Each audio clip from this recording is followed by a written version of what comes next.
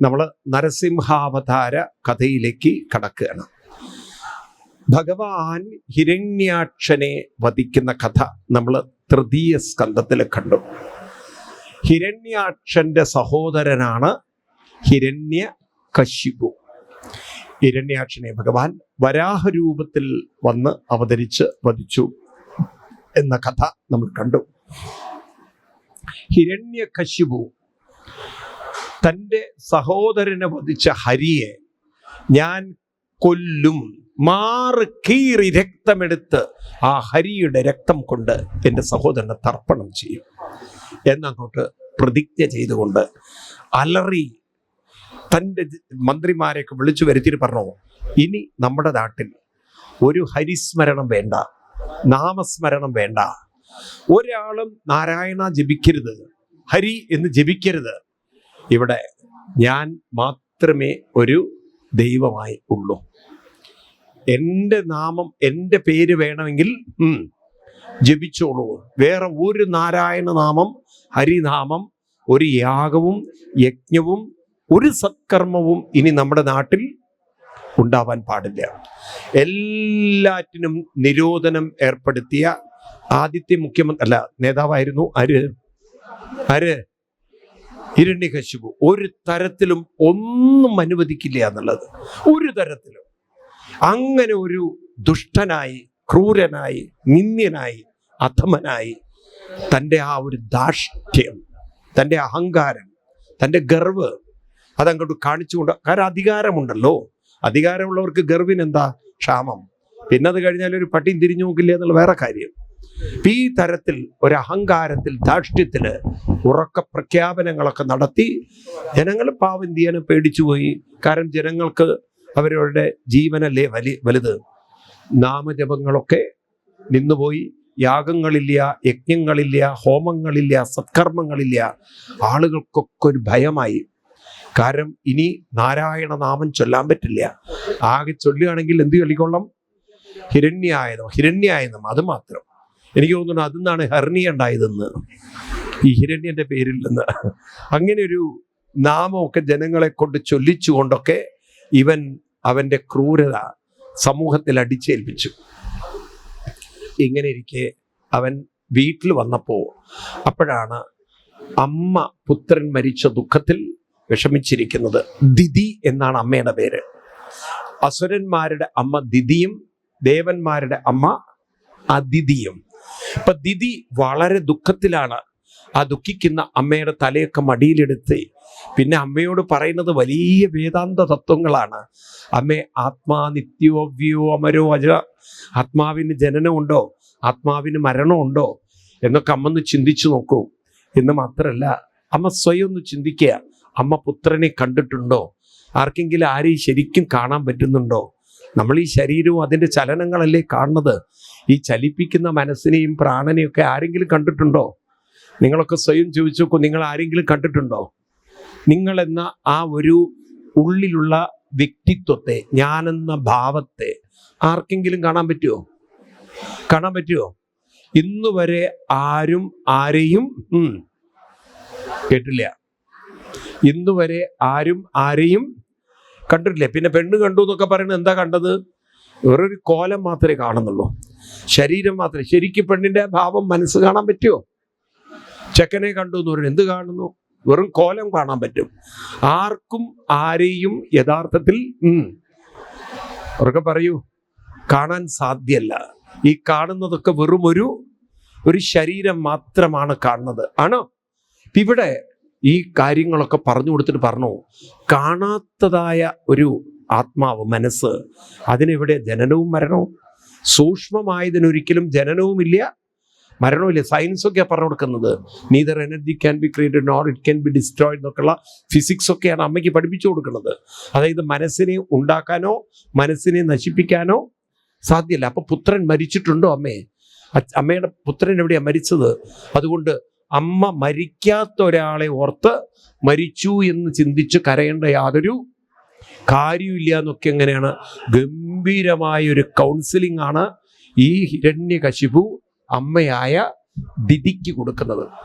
അപ്പം അതൊക്കെ കഴിഞ്ഞപ്പോൾ അമ്മ ദുഃഖമൊക്കെ മാറിയപ്പോൾ ഹിരണ്യകശിപു പറയാണ്, കാര്യങ്ങളൊക്കെ എത്രത്തോളം ആയ സ്ഥിതിക്ക് എനിക്ക് ആ ഹരിയെ കൊല്ലണമെങ്കിൽ കുറച്ചുകൂടിയൊക്കെ ഒരു കരുത്ത് വേണം, കുറച്ചുകൂടിയൊക്കെ എൻ്റെ അടുത്ത് ഒരു ശക്തി വേണം. നമ്മൾ പറയാറില്ലേ, ചില കാര്യങ്ങളൊക്കെ പറയാറില്ലേ, നമ്മൾ ആ സ്ഥലം മേടിക്കണേ കുറച്ചുകൂടി പൈസ കൂടുതൽ വേണമെന്ന് പറയുന്ന പോലെ എനിക്ക് എന്ത് വേണം, ഹരിയെ കൊല്ലണമെങ്കിൽ ഇപ്പോൾ ഉള്ള കരുത്തും ബലമൊന്നും പോരാ, അതുകൊണ്ട് ഞാൻ തപസ്സിന് വേണ്ടി പോകുന്നു എന്ന് പറഞ്ഞൊരു പോക്ക്. അങ്ങനെ തൃക്കൂടത്തിൽ കയറി തപസ് തുടങ്ങിയെന്നാണ്. ആദ്യം 2 കാല്, പിന്നെ ഒറ്റക്കാല്, ഒരു വിരലിലൊക്കെ നിന്നു എന്നൊക്കെയാണ് പറയുന്നത്. അങ്ങനെ കഠിനമായി ശരീരത്തെ തപിപ്പിച്ചും പീഡിപ്പിച്ചൊക്കെ തപസ്, മനസ്സിനെ ഇങ്ങനെ ഒരു മന്ത്രജപത്തിൽ അങ്ങനെ കൊണ്ടു നടന്ന് ബ്രഹ്മാവിനെ സ്മരിച്ചു എന്നാണ്. അങ്ങനെ ബ്രഹ്മാവ് പ്രത്യക്ഷപ്പെടുകയാണ്. ആരുടെ മുന്നിൽ? ബ്രഹ്മാവ് പ്രത്യക്ഷപ്പെടുന്നു. ആരുടെ മുന്നിൽ? ഹിരണ്യകശിപുവിന്റെ മുന്നിൽ. ഹിരണ്യകശിപു അതാ ബ്രഹ്മാവിനെ കണ്ടതും ശരീരമൊക്കെ എല്ലും തോലും ഒക്കെ ആയിട്ടുണ്ട്, അങ്ങോട്ട് സ്തുതിക്കുകയാണ്, സുഖിപ്പിച്ചു, ബ്രഹ്മാവിനെ സന്തോഷിപ്പിച്ചു, ഒരുപാട് പുകഴ്ത്തി പ്രശംസിച്ചു. ദേവന്മാർക്ക് അങ്ങനെ ഒരു കുഴപ്പമുണ്ട്, ഒരുപാട് പ്രശംസ കിട്ടിക്കഴിഞ്ഞാൽ പിന്നെ വരം ചോദിച്ചോളൂ. ഇവനോട് വരം ചോദിക്കാൻ പറഞ്ഞ സമയത്ത്, ഈ സന്ധ്യാസമയത്ത് അവൻ ചോദിക്കുന്ന വരങ്ങളാണ്. എന്തൊക്കെ വരാണെന്ന് നിങ്ങൾക്കറിയാലോ? പകല് മരണം ഉണ്ടാവരുത്, രാത്രി മരണം ഉണ്ടാവരുത്, അകത്ത് വെച്ചുണ്ടാവരുത്, പുറത്തു വെച്ചുണ്ടാവരുത്, ഭൂമിയിലുണ്ടാവരുത്, ആകാശത്തിലുണ്ടാവരുത്, വെള്ളത്തിലുണ്ടാവരുത്, മനുഷ്യന്റെ കൈ കൊണ്ടുണ്ടാവരുത്, മൃഗത്തിന്റെ കൈ കൊണ്ടുണ്ടാവരുത്, ആയുധം കൊണ്ടുണ്ടാവരുത്. ബ്രഹ്മാവിന് ഹാർട്ട് അറ്റാക്ക് വന്നില്ല എന്നേ ഉള്ളൂ. കാരണം അത്രയും വരങ്ങളാണിവൻ ഈ ചില ഇൻഷുറൻസ് എടുക്കുന്ന പോലെ എല്ലാ കവറേജും എടുത്തിരിക്കുകയാണ്, ഫുൾ ശരീരത്തിന്റെ അവയവങ്ങൾക്ക് എന്ന് പറഞ്ഞ പോലെ. ഇവൻ ആ വരങ്ങളൊക്കെ ഇങ്ങോട്ട് ചോദിച്ചതും ബ്രഹ്മാവ് സാധാരണ തഥാസ്തു എന്ന് പറഞ്ഞ് കൊടുക്കുകയാണ്. ബ്രഹ്മാവ് എന്ത് വെച്ചാൽ 1/2 കിലോമീറ്റർ ദൂരെ പിന്നിലോട്ട് പോയി. കാരണം ബ്രഹ്മാവിന് പേടി, ഈ വരമൊക്കെ കൊടുത്താൽ ഇവൻ ബ്രഹ്മാവിന്റെ നെഞ്ചത്തേക്ക് വരേ. കാരണം ഇവൻ ഒരു തരത്തിൽ ഇനി മരണമില്ല. പേടിച്ചു ബ്രഹ്മാവ്, ഭയന്നു പോയി ബ്രഹ്മാവ്. അങ്ങനെ ബ്രഹ്മാവ് ഇതെല്ലാം ഒരു നിമിഷത്തിന് ഈ വരമൊക്കെ കൂടെ കേട്ടപ്പോൾ എനിക്ക് തോന്നുന്നു ബ്രഹ്മാവിന് ഓർമ്മ വന്നത് പണ്ട് പരമശിവനുണ്ടായൊരു അനുഭവമാണ്. പരമശിവനെ ഒരു അസുരൻ കഠിന തപസ് ചെയ്ത് ശിവനെ പ്രത്യക്ഷപ്പെടുത്തി. പാവം മമ്മിയൂരപ്പൻ പ്രത്യക്ഷനായി, ഭക്ത വരം പൃച്ഛ, കൊഞ്ചി ചോദിച്ചു ഇവന്റെ അടുത്ത്. ഇവൻ പരമശിവനോട് പറയാണ്, പരമശിവ ദയാലുവാണ്, കരുണാലുവാണ്, അങ്ങക്ക് അറിയാലോ എനിക്ക് വലിയ വരൊന്നും വേണ്ട, ഞാൻ ചെറിയ സാധാരണക്കാരനാണ്. എന്തു വരാ വേണ്ടത്? എനിക്ക് വേണ്ടുന്ന വരം എൻ്റെ ചൂണ്ടുവിരൽ ആരുടെ തലയിൽ തൊടുന്നോ അവൻ്റെ ഫ്യൂസ് പോണെന്ന്, അവനപ്പം തീരണമെന്ന്. പരമശിവൻ വിചാരിച്ചോ ഇതൊരു നിസ്സാര വരം, കാര്യമൊന്നുമില്ലല്ലോ.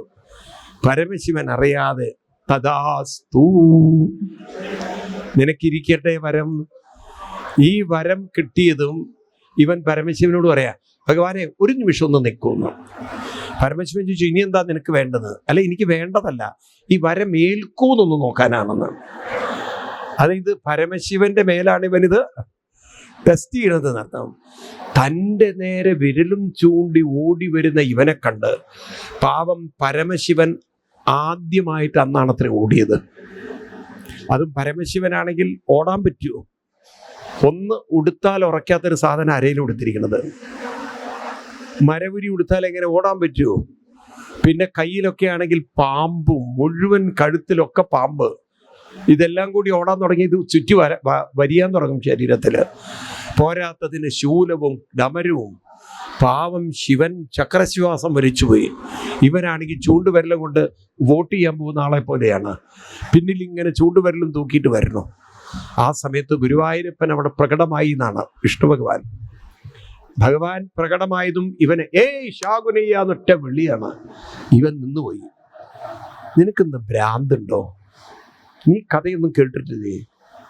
ദക്ഷയാഗത്തിൽ പങ്കെടുത്ത ശിവനെ ദക്ഷൻ ശപിച്ച് കേട്ടില്ലേ നീ? അന്ന് പറഞ്ഞു ശിവൻ കൊടുക്കുന്ന വരമൊന്നും ഏൽക്കില്ല എന്ന്. അതാണ് പരമശിവൻ നടന്ന് വരം കൊടുക്കണത്. ഏൽക്കില്ല. നോക്കൂ, എനിക്കും തന്നിട്ടുണ്ട് വരം, വല്ലതും ഏൽക്കുണ്ടോ നോക്കൂന്ന്. ഇവൻ എവിടുത്തുകാരനാണെന്ന് എനിക്കറിയില്ല. ഇവൻ അതേ ആവേശത്തിൽ സ്വന്തം തലയിൽ വിരൽ വെച്ചു. മലയാളിയാവാൻ സാധ്യതയില്ല. മലയാളിയാണെങ്കിൽ മിക്കവാറും ആ കുട്ടിയുടെ തലയിലായിരിക്കും വിരൽ വെച്ചിട്ടുണ്ടാവുക. ഇവൻ എന്ത് ചെയ്തു? സ്വന്തം തലയിൽ വിരൽ വെച്ച ഡിം കത്തി. പരമശിവൻ ഓടി വന്ന് ഗുരുവായൂരപ്പനെ കെട്ടിപ്പിടിച്ചു. ഭഗവാൻ പറഞ്ഞു, മേലാൽ ഇമ്മാതിരി വരം കൊടുക്കരുതെന്നും. കൊടുക്കും കുറച്ച് ദൂരെ നിന്നിട്ടൊക്കെ കൊടുത്തില്ലെങ്കിൽ അപകടം ഉണ്ടാക്കും. കാരണം ഇത് സത്യം പറഞ്ഞ ഈ കഥ എത്ര സത്യമാണെന്നുള്ളത് നോക്കൂ. ഇല്ലേ? നമ്മള് ഒരു വിരൽ കൊടുത്തതാണ്, വോട്ട് ചെയ്തതാണ്. ഇപ്പൊ നമ്മുടെ നേരെയാണ് അസുരന്മാര് വരുന്നത് തലയിൽ കുത്താനായിട്ട്. ഇപ്പൊ നമ്മൾ ഓടേണ്ട ഗതികേടിലാണ്. ആണോ അല്ലയോ? ഒരു തരത്തിൽ ഇപ്പൊ നമ്മളല്ലേ ഓടിക്കൊണ്ടിരിക്കുന്നത്. ചിലർക്കാണെങ്കിൽ ആരെയും ഉടുത്തിട്ട് ഉറക്കലില്ല, ആരും ജീവിക്കാൻ വരുമാനവും ഇല്ല. ആണോ? ഈ ഒരു ദുരിതങ്ങള് ഇന്ന് മനുഷ്യൻ, അന്ന് പരമശിവൻ ഓടിയ ഓട്ടമാണ് ഇന്ന് കേരളത്തിലെ ജനങ്ങൾ ഓടുന്നത്. ആ ഓടിക്കുന്ന ആളുകളൊക്കെ ഇന്ന് ആ വരം കിട്ടിയ അസുരന്മാരൊക്കെ ഒന്ന് നമ്മുടെ നേരെ ആർക്ക് കിട്ടിയെന്ന് ഞാൻ പറയില്ല, നിങ്ങൾക്ക് ഊഹിക്കാവുന്നതേ ഉള്ളൂ. അപ്പൊ ഇതൊക്കെ സത്യമല്ലേ ഇത്? അങ്ങനെ ഇവിടെ ബ്രഹ്മാവ് എന്ത് ചെയ്തു വെച്ചാൽ ഒന്നങ്ങോട്ട് മാറി. ഇവൻ ആ വരം കൂടി കിട്ടിയതിൻ്റെ ഒരു അഹങ്കാരം, ധാർഷ്ട്യം, ഇനി തന്നെ കൊല്ലാൻ ഒരു ശക്തിക്കും സാധ്യമല്ല. ഇവൻ കൊട്ടാരത്തിൽ എത്തുമ്പോഴാണ് ഇവന്റെ പത്നി 4ാമത്തെ കുഞ്ഞിന് ജന്മം കൊടുത്തത്. ഹ്ലാദൻ, അനുഹ്ലാദൻ, സുഹ്ലാദൻ, പ്രഹ്ലാദൻ. അങ്ങനെ പ്രഹ്ലാദൻ എന്ന 4ാമത്തെ കുഞ്ഞ് ജനിക്കുമ്പോഴേ പുഞ്ചിരിച്ചുകൊണ്ടും ചുണ്ടിങ്ങനെ വിറയ്ക്കുന്നുണ്ട്. എല്ലാവരും വിചാരിച്ചു പനിയൊക്കെ ഇരിക്കുന്നു. പിന്നെ മനസ്സിലായത് നാരായണ നാരായണ നാരായണ നാരായണ ഈ മന്ത്രജപമാണെന്ന്. ഇതങ്ങോട്ട് കണ്ടത് ഹിരണ്യകശിപുവിന് കലി കയറി. എൻ്റെ സഹോദരനെ കൊന്ന ശത്രുവിൻ്റെ നാമാണോ ഇവൻ ചൊല്ലുന്നത്? ഞാൻ സമ്മതിക്കില്ല എന്ന്. പക്ഷെ കൊച്ചു കുഞ്ഞിന് എന്ത് ചെയ്യാൻ പറ്റും? ഇന്ന് കേരളത്തിലായിരുന്നെങ്കിൽ തല്ലി കൊന്നിട്ടുണ്ടാവും. അതിനൊന്നും കൊല്ലാൻ പോലും മടിയില്ലാത്ത ലോകത്തിലാണ് അല്ലേ കേരളം എത്തിയിരിക്കുന്നത്. അതിലെ വാർത്തകളൊക്കെ. ഈ ഹിരണ്യകശിപു പറഞ്ഞു ഇവൻ വളരട്ടെ എന്ന്.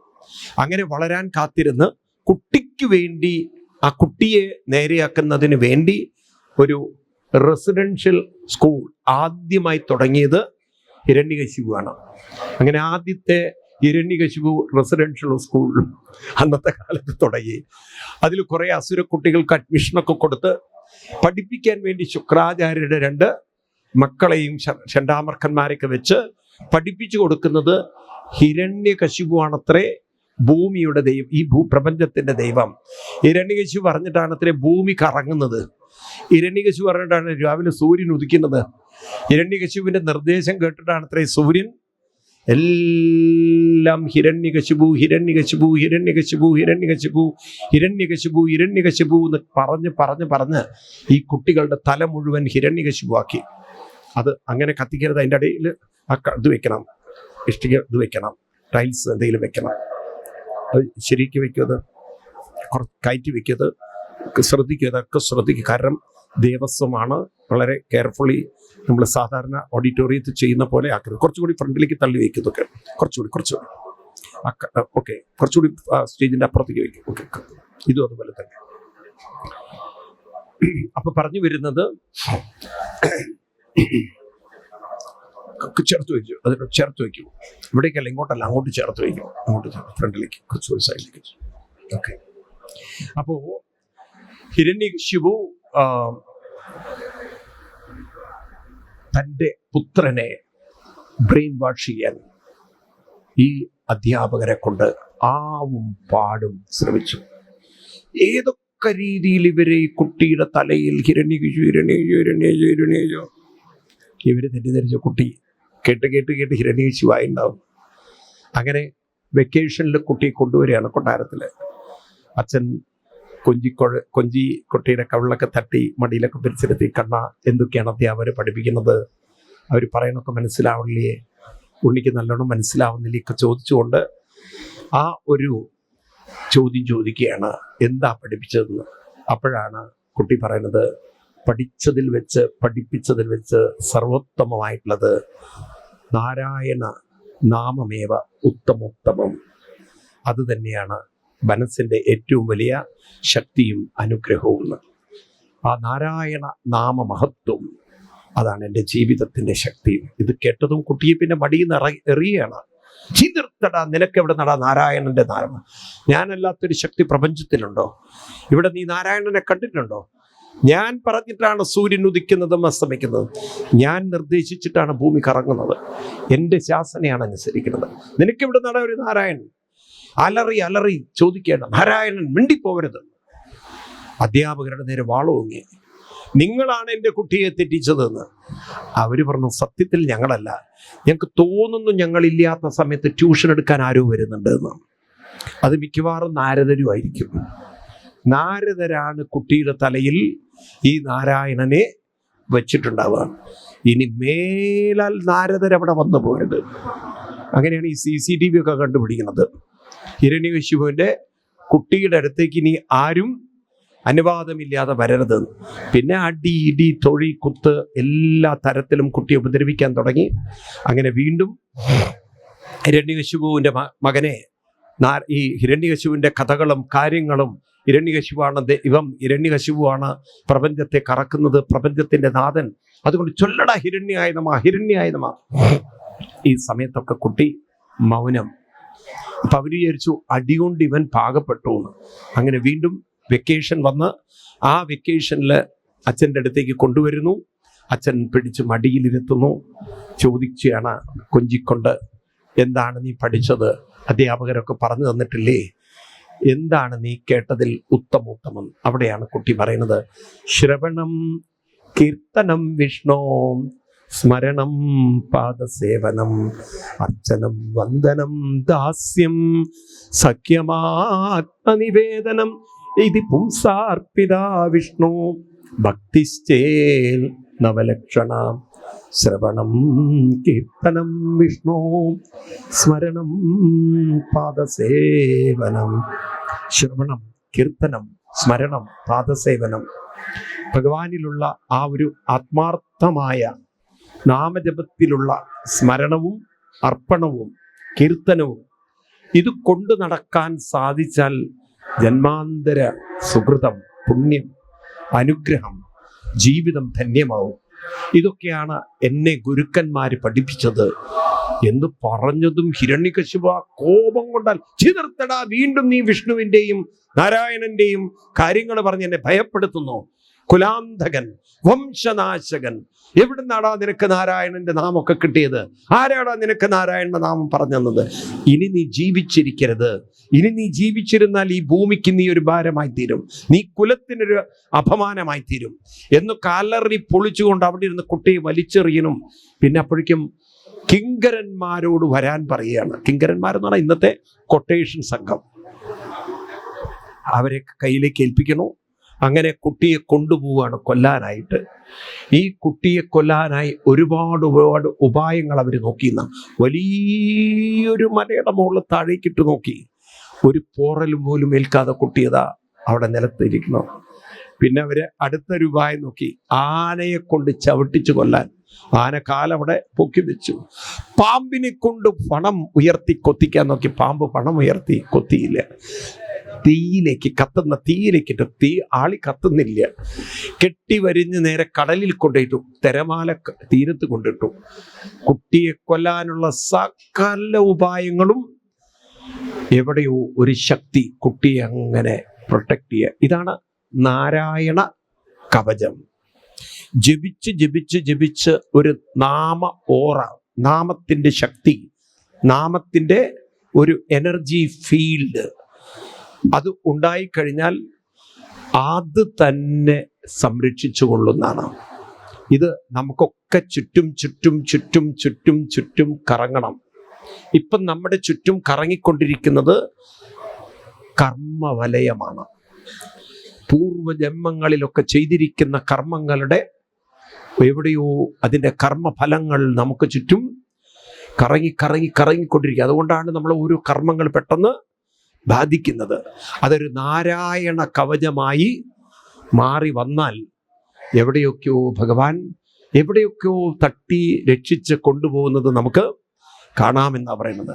ഹിരണ്യകശിപുവിൻ്റെ ആ ഒരു പുത്രൻ ഒരു തരത്തിലും പ്രഹ്ലാദൻ ഒരിക്കലും തകർന്നില്ല. കൊല്ലാനുള്ള സകല ഉപായങ്ങളും പരാജയപ്പെട്ടു. കുട്ടിയെയും കൊണ്ട് കൊട്ടാരത്തിലേക്ക് ഓടി വന്നു കിങ്കരന്മാര്. ഹരിതരാജൻ, ഈ കുട്ടിയെ കൊല്ലാൻ ഞങ്ങളെ കൊണ്ട് പ്രേരിപ്പിക്കരുത്. എന്തോ ഒരു അത്ഭുത ശക്തി ഈ കുട്ടിയുടെ കൂടെയുണ്ട്, ഞങ്ങൾക്ക് പേടിയാവുന്നു രാജൻ എന്നൊക്കെ പറഞ്ഞവര് വല്ലാതെ ഇങ്ങോട്ട് പൊട്ടി കരഞ്ഞു. രാജാവ് പറഞ്ഞു, നിർത്തടാ, ഇവിടുന്ന് പോ, ഇവനെ ഞാൻ കൊല്ലും, എൻ്റെ കൈകൊണ്ട് ഇവന് മരണം. ഇവൻ ഇനി ജീവിച്ചിരിക്കില്ല, ഇനി ഞാൻ ഇവനെ ജീവിക്കാൻ അനുവദിക്കില്ല.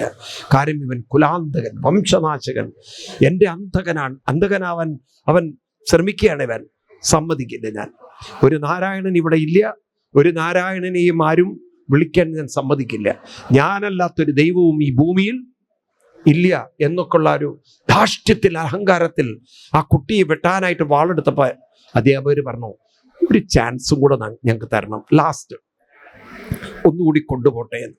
അങ്ങനെ കൊണ്ടുപോവാണ്. അങ്ങനെ ഒരു ദിവസം ആശ്രമത്തിൽ അടിയിടി തൊഴി അതൊക്കെ അവിടെ കൊള്ളുന്നുണ്ട്. ഒരു ദിവസം ആ കുട്ടി അധ്യാപകരില്ലാത്ത സമയം നോക്കി അസുരന്മാരെ കുട്ടികളെയൊക്കെ വിളിച്ചിട്ട് പറഞ്ഞു, ഇത്രയും പീഡനങ്ങൾ, ഇത്രയും ദുരിതങ്ങൾ, ഇത്രയും കഷ്ടപ്പാടുകൾ എന്നെപ്പോലെ അനുഭവിച്ചവരാരെങ്കിലും ഉണ്ടാവുമോ കുട്ടികളെ? പക്ഷെ എൻ്റെ മനോബലം തകർക്കാൻ ഇവർക്ക് സാധിച്ചില്ല. കാരണം നിങ്ങൾ കാണാത്ത ഒരു ശക്തി ഞാൻ എന്നിൽ കാണുന്നു. നിങ്ങളത് കാണുന്നില്ല, പക്ഷെ ഞാൻ കാണുന്നുണ്ട്. എനിക്ക് ഒരു സംരക്ഷണം തരുന്ന, എൻ്റെ കൂടെ എപ്പോഴും ജ്വലിച്ചു നിൽക്കുന്ന, എനിക്കെപ്പോഴും അനുഗ്രഹം ചൊരിയുന്ന, ഒരുപക്ഷെ നിങ്ങളുടെ കണ്ണിലത് പെടുകയില്ല, എൻ്റെ കണ്ണിലത് എനിക്കത് തെളിഞ്ഞ് കാണാൻ സാധിക്കുന്നുണ്ട്. ഇതാണ് എൻ്റെ നാരായണൻ. അത് നിങ്ങളിലും ഉണ്ട്.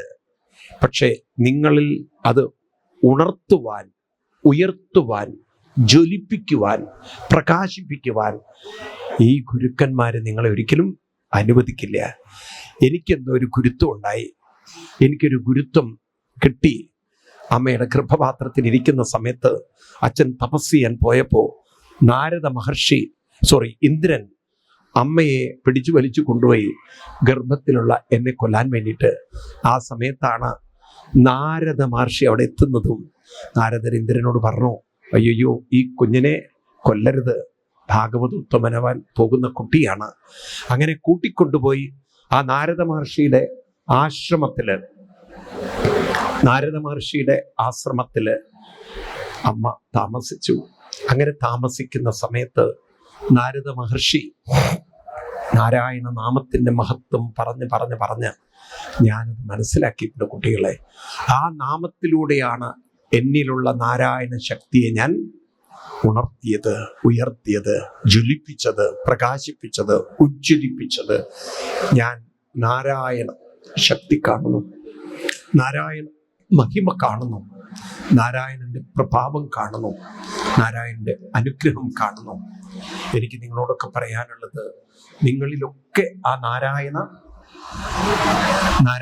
പ്രഭാവം ഒന്ന് ശരിയാക്കണ്ടല്ലോ, ശബ്ദം അല്ലാതെ കൂടിപ്പോയി.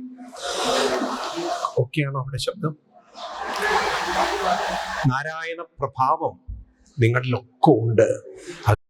എല്ലാവരും ചൊല്ലണം, നാരായണ നാരായണ നാരായണ നാരായണ എന്ന് ചൊല്ലണം കുട്ടികളെ.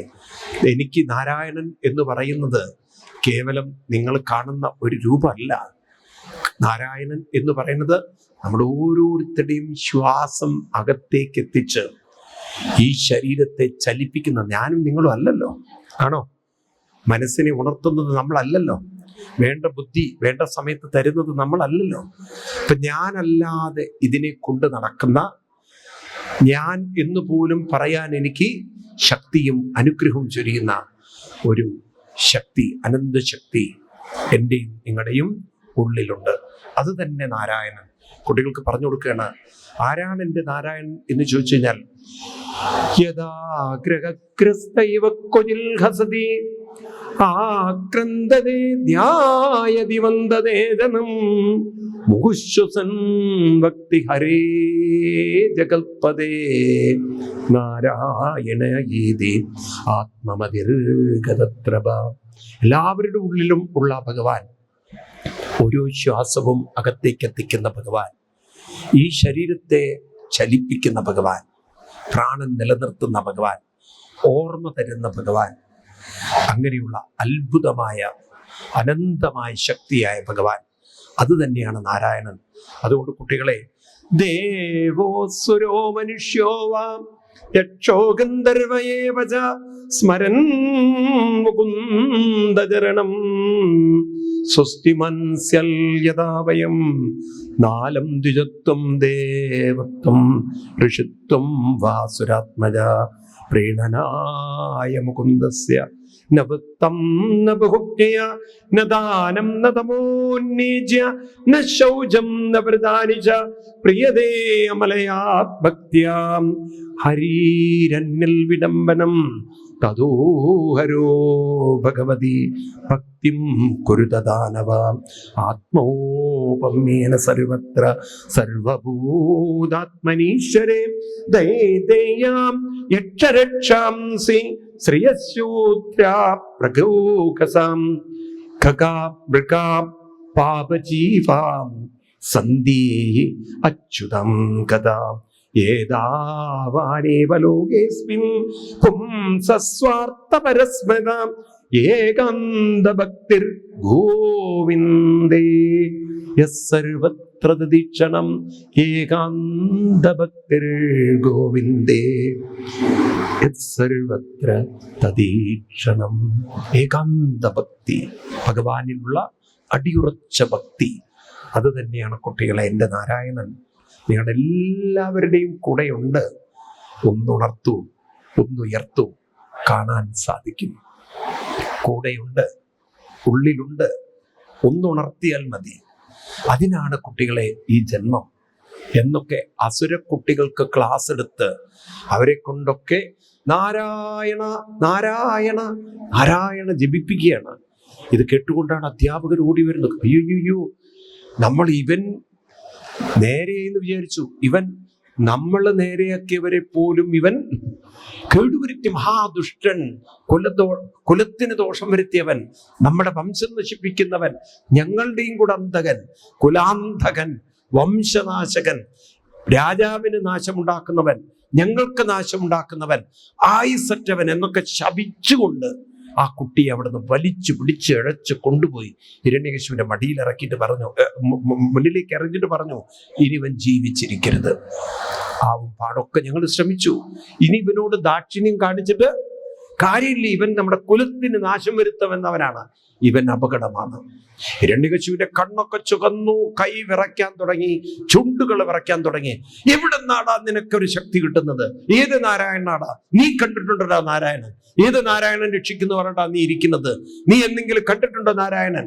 ഞാനല്ലേ നിനക്ക് ഭക്ഷണം തരുന്നത്? ഞാനല്ലേ നിന്നെ നോക്കുന്നത്? ഞാനല്ലാത്തൊരു നാരായണൻ ഉണ്ടോ എന്നൊക്കെ അലറിയപ്പോൾ കുട്ടി പറഞ്ഞു, അച്ഛനോട് എനിക്കൊന്നേ പറയാനുള്ളൂ, ഈ അലറാൻ പോലുമുള്ള ശക്തി ഉള്ളിന്ന് വരണ്ടേ? അതിവിടുന്ന വരുന്നത് അച്ഛൻ ചിന്തിച്ചു കഴിഞ്ഞാൽ പറയും, സൈശ്വരകാല ഒരു ക്രമോസോ ഓജസഹസത്വബലേന്ദ്രിയാത്മാ സയേവ വിശ്വം പരമസ്വശക്തിഭി സൃജത്യവത്യത്രി ഗുണത്രയേശ. അത് തന്നെയാണ് അച്ഛ ഈശ്വരൻ. അച്ഛൻ്റെ അല്ല ഈ ഫലം. അച്ഛൻ അലറുന്നതൊക്കെ അച്ഛനെ ഉണർത്തുന്ന, അച്ഛന് പ്രാണൻ തരുന്ന, അച്ഛന് ശക്തി തരുന്ന ഒരു ആത്മശക്തിയുണ്ട്. അത് മറക്കരുത്. അച്ഛൻ ഉള്ളിലുള്ള ആത്മശക്തി തൻ്റെ ശക്തിയാണെന്ന് തെറ്റിദ്ധരിക്കുകയാണ് അച്ഛൻ. മനസ്സിലായില്ലേ? ഒന്ന് ഉണർത്താൻ പോലും കഴിവില്ല അച്ഛനെ. മനസ്സൊന്ന് ഉറക്കത്തിൽ പോയ ഉണർത്താൻ പറ്റുമോ? ഉണർന്നു വരണ്ടേ? അതിനു പോലും കരുത്തില്ലാത്ത ദുർബലനാണ്. അനുഗ്രഹം ഭഗവാന്റെയാണ്, മറക്കരുത്. അതുകൊണ്ട് ഒറ്റ കാര്യം അച്ഛനോട് പറയാനുള്ളൂ, അച്ഛൻ ഈ അലറുമ്പോഴും ഒരു വിനീതമായ അപേക്ഷ. നോക്കൂ, അച്ഛന്റെ മുന്നിൽ ഭയമില്ലാതെ കുട്ടി പറയണു, അച്ഛ വേണ്ടത് എന്താണ്? അച്ഛന്റെ ഉള്ളിലുള്ള ഈ അസുരഭാവത്തെ അച്ഛൻ വിടണം. ജഹ്യാസുരം ഭാവമിമം ത്വമാത്മന സമം മനോദർശന സന്ധി വിദ്വിഷ ഹൃദയജിതാത്മന ഉൽപദസ്ഥിതൽ പ്രതീഹനന്ദസ്യ മഹൽ സമർപ്പണം. ഭഗവാനിൽ ആ മനസ്സർപ്പിക്കൂ. അച്ഛൻ അനുഗ്രഹീതനാവും. നിർത്തടാ, നീ വീണ്ടും വീണ്ടും വീണ്ടും വീണ്ടും നാരായണനെ പറഞ്ഞ് എന്നെ ഭയപ്പെടുത്തുകയാണോ? നിനക്ക് എവിടെ നിന്നാടാ ഈ ശക്തി? ആരാടാ നിനക്ക് ഈ ശക്തി തരുന്നത്? നീ കണ്ടിട്ടുണ്ടോ നാരായണനെ? നിന്നെ ഞാൻ ഇഞ്ചിഞ്ചിഞ്ചായി വെട്ടി നോക്കുമ്പോൾ ഏത് നാരായണൻ വന്ന് കാണും? എവിടെയാടാ നിന്റെ നാരായണൻ? എന്നലറിക്കൊണ്ട് കുട്ടിയുടെ മുന്നിൽ നാരായണൻ എവിടെയാടാ എവിടെയാടാ എവിടെയാടാ എന്ന് അലറുമ്പോൾ അറിയാതെങ്കിലും ഹിരണ്യകശിപുവിന്റെ കൈ ചൂണ്ടിച്ചു വെച്ചു, ആ തൂണിലുണ്ടടാ നിന്റെ നാരായണൻ. കുട്ടി ഒട്ടും ഭയമില്ലാതെ കൈകൂപ്പിക്കൊണ്ട് വരണോ? തൂണിലും തുരുമ്പിലും മണ്ണിലും വിണ്ണിലും ഒക്കെ ഇരിക്കുന്നു. ഏതിലാ ഇല്ലാത്തത് എന്നുള്ള? എവിടെയാണ് ഇല്ലാത്തത്? ഞാൻ എല്ലായിടത്തും ഭഗവാനെ കാണുന്നു. എന്നിലുണ്ടെങ്കിൽ എല്ലാവരിലും ഉണ്ട്, എന്നിലുണ്ടെങ്കിൽ എല്ലാറ്റിലും ഉണ്ട്. അതുകൊണ്ട് ഭഗവാൻ ആരുടെയും കൂടെ ഇല്ലാത്തതില്ല. ഇത് കൈകൂപ്പി പറയുമ്പോഴേക്കും ഹിരണ്യകശിപുവിന് ക്രോധം, ദേഷ്യം, പിന്നെ ഒരു ഓട്ടമാണ്. ആ തൂണിനെ നോക്കി വെട്ടുന്നു. ആ തൂണ് രണ്ടായി പിളരുന്നു. പിന്നെ അതിൽ നിന്നും ഉഗ്രമായൊരു നരസിംഹരൂപം, ഘോരമായ ഒരു സിംഹം ഭാവം, വെളുത്ത മുടിയൊക്കെ പുറത്തേക്ക് വന്ന് തീവ്രമായ ചുട്ടുപഴുത്ത കണ്ണുകള്, കൂർത്ത പല്ലുകള്, നഖങ്ങള്. പേടിച്ചുപോയി ഹിരണ്യകശിപു. പിന്നെ ഹിരണ്യകശിപു അവിടുത്തെ ജീവനും കൊണ്ട് ഓടാൻ ശ്രമിക്കുമ്പോഴേക്കും ഭഗവാൻ ഹിരണ്യകശിപുമായി യുദ്ധം. അങ്ങനെ സന്ധ്യാസമയം, പകലുമല്ല രാത്രിയല്ല, അകത്തല്ല പുറത്തല്ല, ആയുധം ഉപയോഗിക്കാതെ, ഭൂമി തൊടിയിക്കാതെ ഭഗവാൻ ആ ഹിരണ്യകശിപുവിനെ തന്റെ മടിയിലേക്ക് വാരിയെടുത്ത് കൂർത്ത വിരലുകൾ കൊണ്ട് കീറി പൊളിച്ചുകൊണ്ട് അങ്ങനെ ഭൂമിയിൽ നൃസിംഹമായി അവതരിച്ച് ഹിരണ്യകശിപുവിനെ പോലുള്ള ക്രൂരശക്തികളെ അമർച്ച ചെയ്ത് ഭക്തമനസ്സുകളിൽ ഭക്തിയെ അനുഗ്രഹിച്ച് എല്ലാവരുടെ ഉള്ളിൽ നിന്നും ഭയത്തെ മാറ്റി അനുഗ്രഹിക്കുന്ന ആ നരസിംഹ ഭാവം.